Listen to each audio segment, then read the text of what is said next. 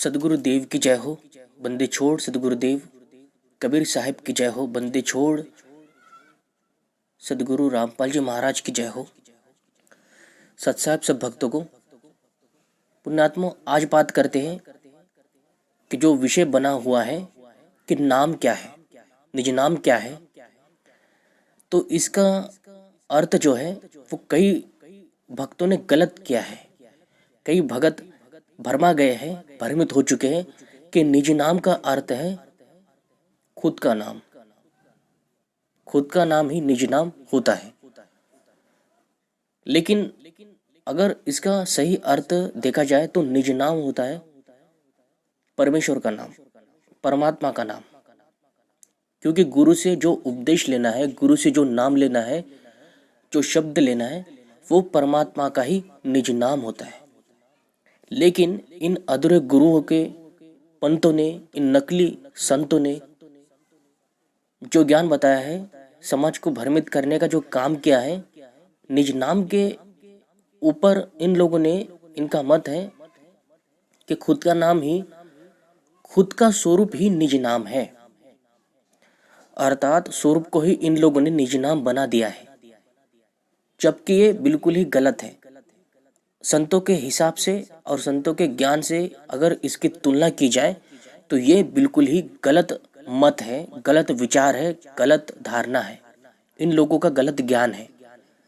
और जिसने भी निज नाम को ये समझकर उनकी शरण ले ली है, जो आत्म स्वरूप के ज्ञानी बन के लोगों को भरमा रहे हैं कि आत्म स्वरूप ही निज नाम है, आत्मा का निज नाम ही उसका निज स्वरूप है, तो ये बिल्कुल ही गलत है।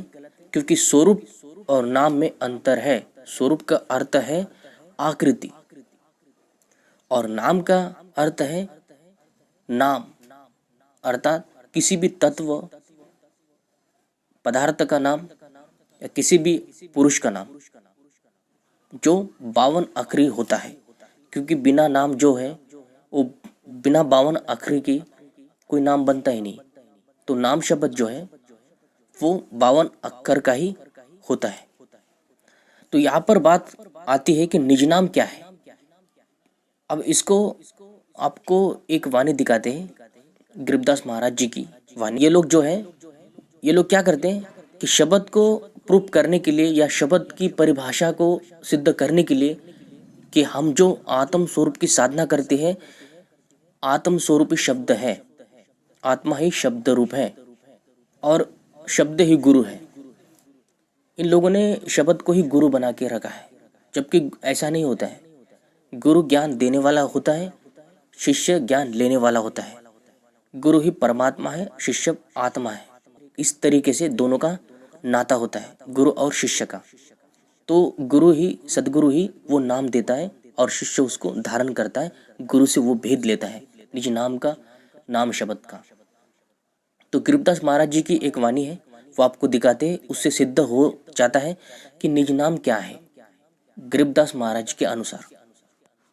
तो ये वाणी देखिए, एक गरीबदास महाराज जी की वाणी है। और एक वाणी ये लोग लेकर कहते हैं कि हम है शब्द, शब्द हम माई, हमसे भिन्न और कचुनाई।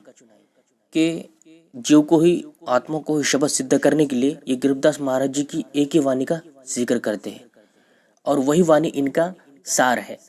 बस अन्य कोई वाणी की इनको कोई आवश्यकता नहीं है। तो गरीबदास महाराज जी की प्रत्येक जो वाणी है वो पूर्ण सत्य है। कोई पूर्ण भाव है तो कोई अपूर्ण भाव है, तो उसको पूर्ण भाव सदगुरु ही दे सकता है, सदगुरु ही उसको पूरा करता है उस ज्ञान को। तो ये देखिए गरीबदास महाराज जी की वाणी है, गरीब मूल मंत्र निज नाम है, सूरत सिंधु के तीर, कैबी बानी अरस में सुर नर धरे न धीर। तो गरीबदास महाराज जी कहते हैं कि मूल मंत्र ही निज नाम है। मूल मंत्र जो है, सदगुरु के द्वारा जो भेद दिया जाता है शिष्य को, उस नाम को, उस शब्द मंत्र को ही निज नाम कहते हैं। गरीबदास महाराज जी कहते हैं कि जो मूल मंत्र है सदगुरु के द्वारा जो शिष्य को दिया जाता है, परवाना दिया जाता है, दीक्षा दी जाती है, उसी नाम दीक्षा को ही निज नाम कहते हैं। अर्थात वो खुद का नाम नहीं है, वो खुद का शब्द नहीं है, वो आत्म स्वरूप नहीं है, वो मूल मंत्र है। तो वो खुद का नाम नहीं है, वो निज नाम मूल मंत्र है। गरीबदास महाराज की वाणी से ये सिद्ध होता है कि गरीब मूल मंत्र निज नाम है। और जहाँ पर इन लोगों ने मंत्रों का खंडन किया है तो ये सदगुरु के अनुसार, गरीबदास महाराज जी के अनुसार गलत है, अज्ञानता है, मूर्खता है।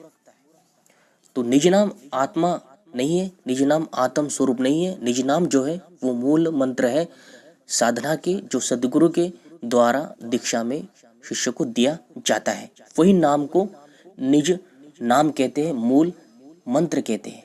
शब्द नाम को ही मूल मंत्र कहा गया है, ये वाणी सिद्ध करती है।